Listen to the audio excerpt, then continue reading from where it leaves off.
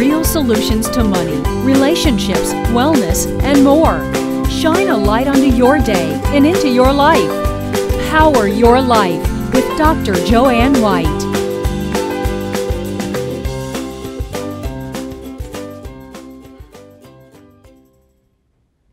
Welcome to Power Your Life. I'm Joanne White, your host. A few weeks ago, gold winner Olympian Bruce Jenner spoke to Diane Sawyer and to the world about a secret that he's kept in his entire life. Here's Bruce Jenner now. I look at it this way. Bruce, always telling a lie. He's lived a lie his whole life about who he is. And I can't do that any longer. A courageous Jenner admitting that his truth is that he is in fact a she, a person who is transgender. So how will people treat Bruce now? How important is Jenner's message of self-worth to society? Here with us are two people who know firsthand what it's like to embrace your true identity. Welcome, Rain Dove and Farrah Krenek. How are you? Hello, good evening. Thank you for having us. Yeah, thank you for having us. It's really my pleasure. True identity, what does it mean, Rain Dove, to really embrace your true identity? Well, I think that, first of all, that word true is really important. Being integrous with yourself and being integrous with what you love about yourself and what you love about how you are and how you like to interact with the world is one of the basic foundations of developing that identity and developing that relationship with yourself. Oftentimes we use relationships with others to define what we are and who we are, but embracing your true identity means having that personal relationship with yourself and understanding that the most unique thing you can be is you, and being sated by what you discover. And isn't that wonderful? The most unique thing you can be is you, right? Yes, absolutely. Farrah, what do you think about what Bruce, actually she, because she is she now, what do you think about what she said? I mean, I've always admired Bruce, and the moment I hear the name Bruce Jenner, the first thing that comes to mind is power. Power because of passion. She's always been a very passionate person, passionate about her career, passionate about her family. The wonderful example for the youth. I remember in this one episode of Keeping Up with the Kardashians, I remember that her ex-wife, Kris Jenner, was purchasing some medical marijuana, and you know, Bruce found out about that, and she just immediately, get it out of my house, this can't be here, you know, we have teenagers. So she has been an example, a role model, a hero, so many things. I mean, I really can't name them all, but what I can say is an example of a passionate person, doing everything with love, and that's what we need. So how do you think her coming out as transgender is going to change the face of what's going on with transgender and with the community and with a lot of legislation and political stuff that's going on right now? Well, genuinely, I think that what she is doing for herself is in fact for herself. She's not trying to prove a point to anybody, but I do commend her for having the courage to do so, because nowadays, you know, I have this argument, and I've created a lot of enemies by stating this, but people that are more old school would understand when I say that we live in a digital society where pretty much people are so desensitized from actually interacting with one another. They're so used to texting and emailing and FaceTiming that it's very easy to hang up on someone. It's very easy to not respond to an email. And Bruce, she's coming out to the world, and basically for over 6 decades, she has entertained us as being an athlete, being on a commercial, being on a television show, being on a reality show. And now she wants a little bit of privacy, and now she wants us to give back some of the respect that she's always given anybody that's loved or hated her. Right. Give it to her. I agree. But how do you think, Rain Dove, how do you think celebrities coming out as transgender and gay, how do you think that's going to change and affect society? I think that one of the things people are worried about, especially parents with their children, because I think the foundation for children to know what's right or wrong or what's not okay or what's okay really starts in the home, and it starts in your first friendships, you know, your first relationships with your parents and your friends. And I think one of the things that happens is that parents are afraid that their children will not be able to obtain success. They won't be able to get the basic human needs that we all primarily want: food, shelter, water, and validation. When celebrities come out and they say, this is how I identify, I am successful, I have food, shelter, water, validation on a massive scale, it says to parents, don't worry, your child can grow up. And it says to young people looking up, don't worry, you can grow up and you can be successful and obtain those things, and there's nothing to be afraid of. And I think that's really a big thing that you know, will help with that. You know, I love that concept. So don't be afraid to be who you are. Be who you are, and feel good about it, and be able to put that out there, because like you said, you may not actually have to fear about the basics, although I will say that there's some political stuff going on that is depriving certain people of the basics right now in terms of health care and other stuff. What does it mean to be self-categorized? Well, it's funny, you know, being an actress, I've seen films, not too many films, but I've seen films that mean something to me. So if I quote something from that, I identify with that. One of my favorite films is Interview with a Vampire with Brad Pitt and Tom Cruise. And there was just this interesting bit there where Antonio Banderas told Brad Pitt that the irony of a vampire life, if you want to call it a life, because it's actually their death, what kills them in the end is the fact that the world changes and they do not. They stay the same. So my message to people that don't understand what that means, when people say you have to change with the times, you have to understand, you're going to give yourself a heart attack if you don't take the time and listen. You're killing yourself with frustration, because this is going to happen if you accept it or don't. And the thing is that if we have somebody as lovable and as wonderful as Bruce, that's having the courage to say her story to the entire world and say, well, this is who I am, and guess what? This is the person I've always been. You know, I just had a costume on. You know? And I think that's so important. We are out of time, and I'd love to have you back again, both of you. Thanks so much. Still ahead, what it's like to live in the shadow of a celebrity sibling and make your own self known. Rachel McCord, the sister of actress Anna Lynn McCord, will fill us in when Power Your Life returns in just a moment.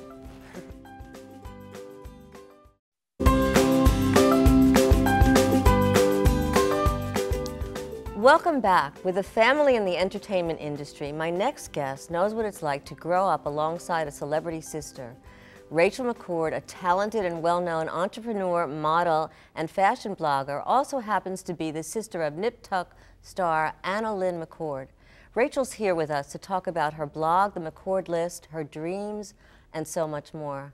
Welcome. Thanks for being here. Thank you, Joanna. I want to hire you as my publicist if you weren't so like fabulous and already rocking it. I'm like, you're what? So, you're so sweet. I'm like, my nervous goodness. over here, and you're so happy to be here. My pleasure. All right. So you grew up with a wonderful celebrity. Well, you actually 3 sisters, right? You're the youngest, and you had some difficulty with depression and feeling low self-esteem, and I can't imagine why low self-esteem. You're so beautiful, but tell us a little bit about that. Yeah, so basically right when I was 13, my parents got divorced.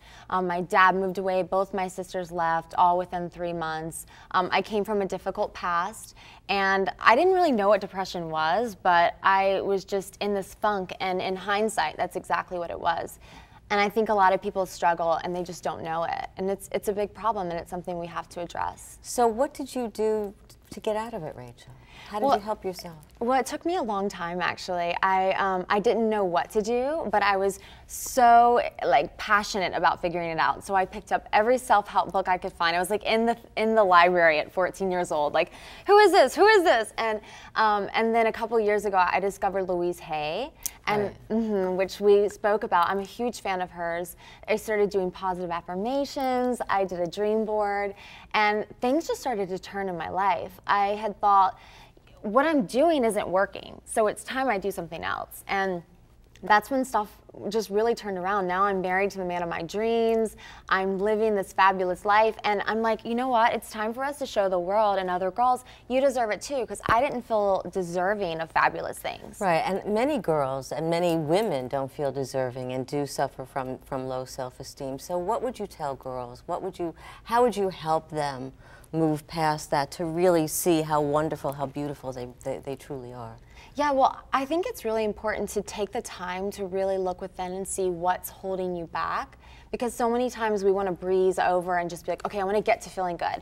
But there's something that's happening within. Maybe you're being bullied at school. Maybe the friends that you have, you know, they're kind of picking at you in a sweet little way, but it's like the crab bucket. It's like, right. No, don't be more fabulous than me. And so you have to take the time to figure out what's going on. And then you have to make the commitment to change and to fix it. And it's not going to happen overnight, you know.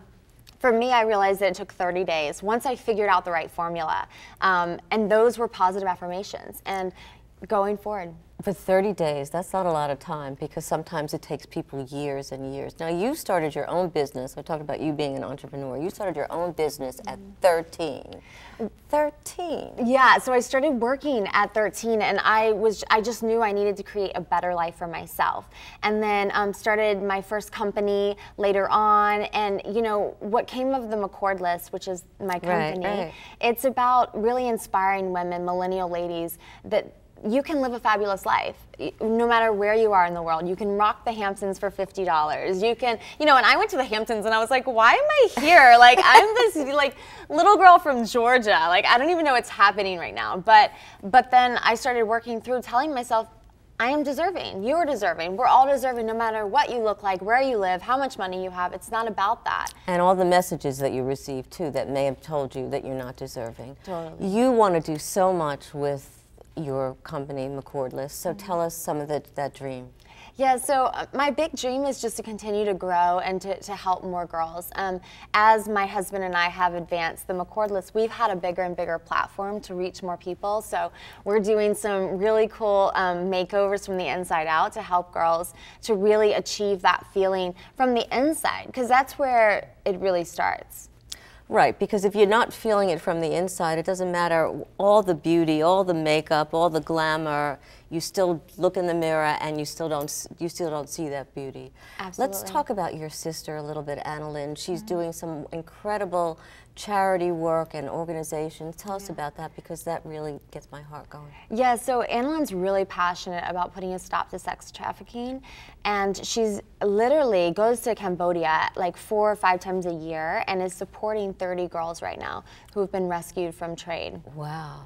She's super passionate about it, and my oldest sister Angel is as well. So, you know, me with my events background and party planning and engaging digital influencers, I'm always creating all kinds of events and trying to bring my sisters in and like, okay, let's involve the charity, because that's what matters. Right. When you're doing something of the heart, that's really where the meat is, in my opinion. You know, I always believe that about engaging your heart in some way. That's what gets me going. What else is your vision for your company, for you, for young girls? What would you like to see happen, Rachel? Well, my big little girl dream is to be able to take the McCord List off a blog platform. Well, add to it actually, and do something a little bit bigger. You know, just to reach more people. I think the reality is so many times we put on national TV and on the networks stuff that makes people feel bad about themselves and makes us feel like we need to compete with one another, and it's not like that. We need to encourage one another and to build each other up, because when one person succeeds, one more person in this entire world is better. It makes the world better by one person when we choose to heal ourselves, and I think that's important. And I think it's so true, and it's also important, again, it's not about competition, it's about collaboration and cooperation, and you've done that beautifully with your sisters and with everything you're doing. So have you. I mean, this show is phenomenal. It's a perfect example of being able to use a platform that you've created to change lives. And what in the world would be more important than that? Well, thank you, and we're both here to change lives. Thanks so much for being with us. Thank you, Joanne. Happy to be here. Still ahead, dealing with trauma and violence are never easy, and the author of A New Sunrise joins us to talk about how he's been able to move on after violent and unthinkable trauma. His story right after the break.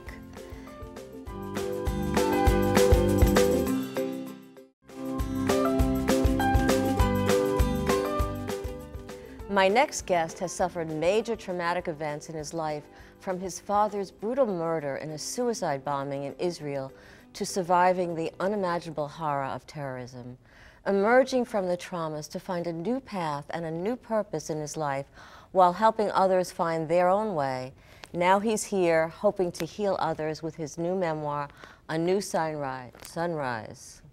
Welcome, author and life coach Jacob Kimchy. Thank you so much for I'm having so me. sorry, it's A New Sunrise. There we go. And it's a beautiful cover done by your niece. Niece and nephew. Niece and nephew.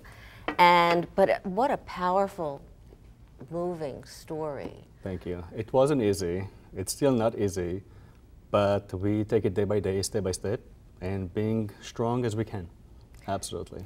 Well, you and I were talking on the phone, and you were describing what it was like after the trauma to kind of figure out who you were, what life was like afterwards. What helped you to move forward from that horror? Well, we can talk about my mom. My mom was the first one to grab myself, my brother, and my sister, and to tell us that we will stay united, strong. She commanded us to go back to school, university, back to work, and hug us, and said that with all the pain, we will be strong, and we needed to continue life. I can tell you that I went back to university. Whew, I mean, I used to sit in front of my teacher, and I heard sirens and saw suicide bombers in front of my eyes. It wasn't easy for a long time. What you were going through was post-traumatic stress, so that the images, the noise, everything that you were experiencing, which happened beforehand, was still so very much present in your life. Absolutely, and one of the things I did, which is kind of a mistake also, I didn't take care too much of my trauma, but I paid a lot of attention to the fact I lost my father. Right. And I pushed it aside until I decided to get help. Yeah, and that was the turning point. So tell us a little bit about that, because that helped you, and then in turn you've helped others with your organization, One Heart. So I refused to get help from psychologist. Right. Refused. And then a social worker in my hometown said, okay, come talk with me. And she was wonderful. And I just loved talking with her, and it was just like talking with a psychologist. Then she also took me to a group meeting with kids my age who suffer from a loss, suicide bombers who killed their parents as well. And I went to do my master's degree, and I received a scholarship for my degree, and I was so happy.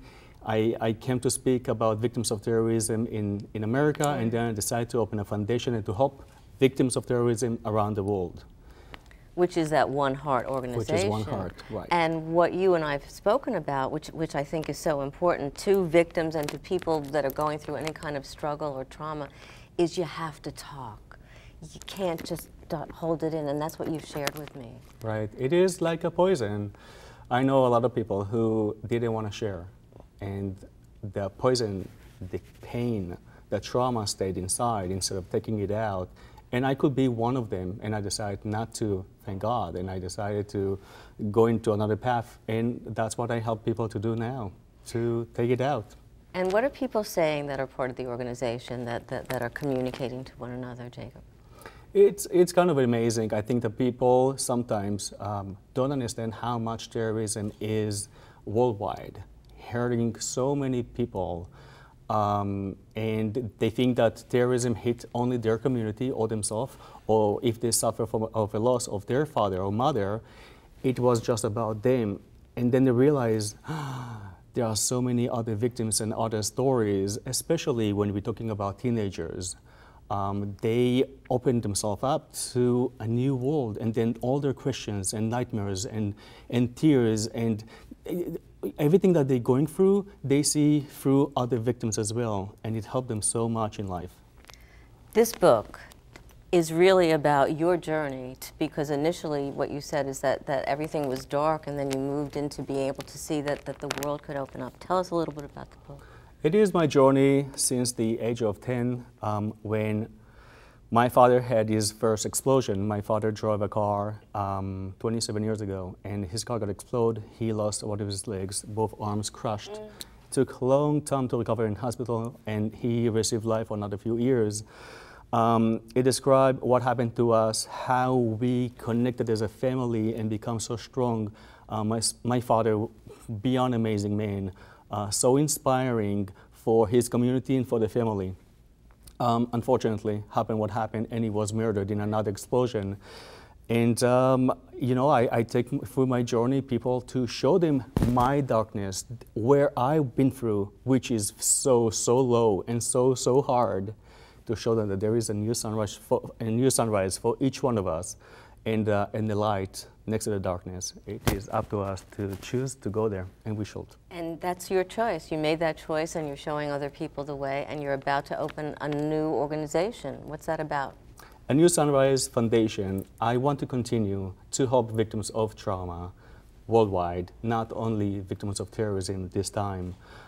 Trauma is a big word. There's a lot of meaning behind it. I think that people don't pay enough attention into it. So when I talk to people to let them understand what is the meaning, is trauma is not a scar on our face or a hand that we lost. It is a scar on the deepest place in our heart. People cannot see it. And if I will go to a party and to go and be happy anywhere, people will not understand that. You know, I know, and I'm so glad you're doing this. Thank you so much, and we look forward to your new organization, The New Sunrise. Thanks, Jacob. Thank you so much. Power Your Life. We'll be right back. Ahead, find out what's hot for next week.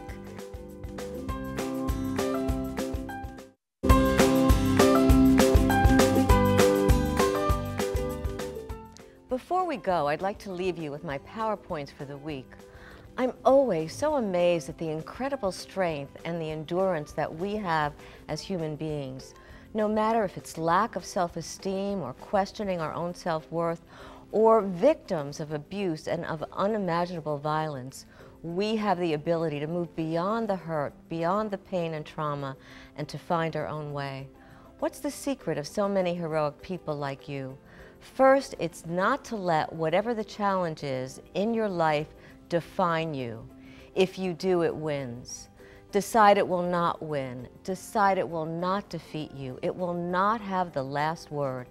To emerge strong and as a winner, believe in your own ability to conquer the beast, whether it's inside of you or outside of you. Believing is the first step to achieving and can make all the difference in the world between your success and failure. Thanks for being with us today. Join us next time for more amazing guests to power up your life. See you then.